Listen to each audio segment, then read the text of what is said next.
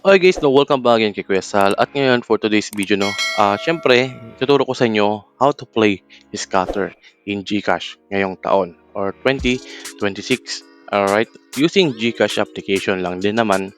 Okay, pero syempre bago tayo magsimula, kindly please like this video, subscribe to my channel, and don't forget to hit the notification bell below para laging updated sa mga GCash tutorials.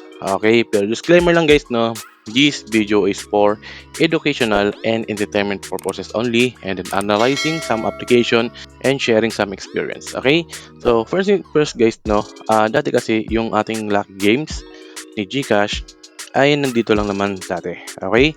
So may part na enjoy. Okay, ngayon tinanggal na ngayon ni GCash yun. Pinalitan niya ng mga casual game or mga puzzle game for entertainment lang naman. Okay, again yan, itong mga application na to guys ay for entertainment lang naman. Okay, for fun lang. Pero kung hinahanap mo yung mga games dati na scatter, okay, so meron ako dyan, nasa baba, pwede mo i-check.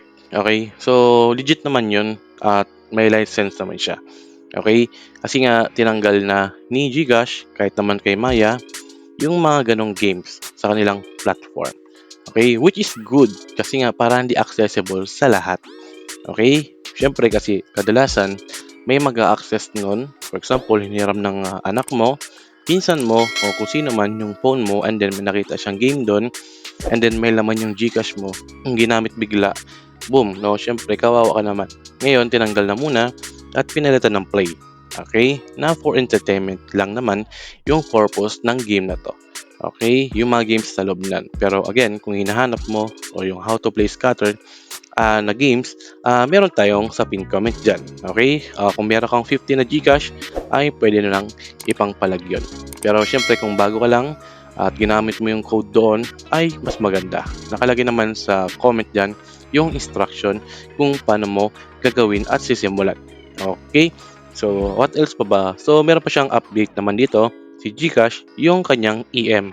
Yan. Sa EM guys, meron tayong tatlong categories dito. Okay? Yung una-una, meron tayong jobs, meron tayong gigs, and then meron din tayong quick rewards.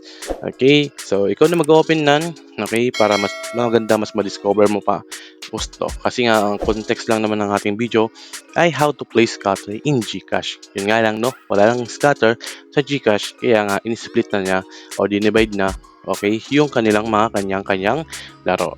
Pero again, meron naman tayo sa baba kung gusto mo lang naman. Okay? So, again, yun lang naman. Kung nakatulong sa ating video na to, well, kindly please like this video, subscribe to my channel, and don't forget to hit the notification bell below para laging updated sa mga tips, Gcash, tutorial, and tricks dito lang sa ating channel. Okay? Kuya Sal, out muna. Salamat sa panonood and see ya sa next video. Okay? Bye-bye muna, Cheers and bye!